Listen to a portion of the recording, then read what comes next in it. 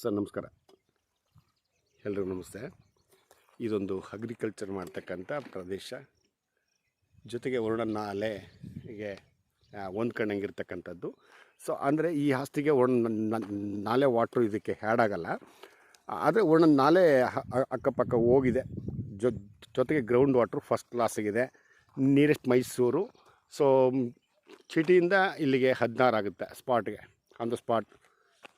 ಅಕ್ಕಪಕ್ಕ ನೋಡಿ ಕೋಕೋನಟ್ಸು, ಅಡಿಕೆ, ಮತ್ತು ಜೊತೆ ಕಬ್ಬು, ಬಾಳೆ ಎಲ್ಲ ಹಾಕ್ತಾಯಿದ್ದಾರೆ. ಇನ್ನು ಕೆಲವ್ರ ರೈತರು ಟೊಮೊಟೊ, ಬೆಂಡೆಕಾಯಿ, ಹೀರೆಕಾಯಿ ಆ ಥರದ್ದೆಲ್ಲ ಹಾಕ್ತಾಯಿದ್ದಾರೆ. ಜೊತೆಗೆ ಹಳ್ಳಿ ನೋಡಿ, ಹಳ್ಳಿಯಿಂದ ಒಂದು ಅರ್ಧ ಕಿಲೋಮೀಟರಷ್ಟು ಒಳಗಡೆ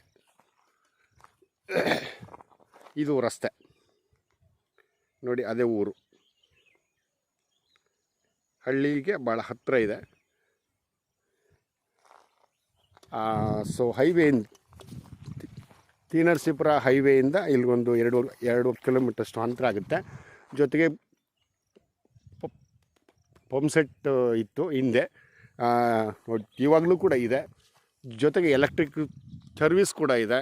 ಜೊತೆಗೆ ಕಲ್ಕಂಬ ಎಲ್ಲ ಸಂಪೂರ್ಣವಾಗಿ ಆಗಿದೆ, ಹದ್ಬಸ್ತ್ ಎಲ್ಲ ಆಗಿದೆ.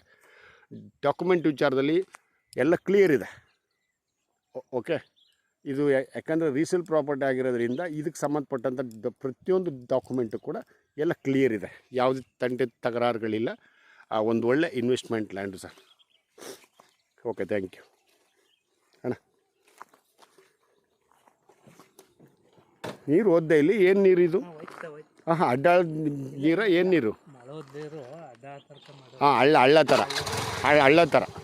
ಓಕೆ ಸರ್, ಇಲ್ಲೊಂದು ಹಳ್ಳ ಬರ್ತದೆ. ಹಳ್ಳಕ್ಕೆ ಅಂದರೆ ಈ ಒಂದು ಹಳ್ಳದ ನೋಡಿ ಒಂದು ರಸ್ತೆಯಿಂದ ಇಲ್ಲೊಂದು 10-12 ಅಡಿ ರಸ್ತೆನ ಹಿಂಭಾಗದ ರೈತರಿಗೆ ಹೋಗೋದಕ್ಕೆ ಬಿಟ್ಕೊಡ್ಬೇಕಾಗತ್ತೆ. ಅದನ್ನು ಓನರ್ ಮಾತಾಡಿ ಅದನ್ನು ಹೆಂಗೆ ಮಾಡಬೇಕು, ಏನು ಮಾಡಬೇಕು ಅಂತ ಇದು ಮಾಡೋಣ. Okay sir, thank you.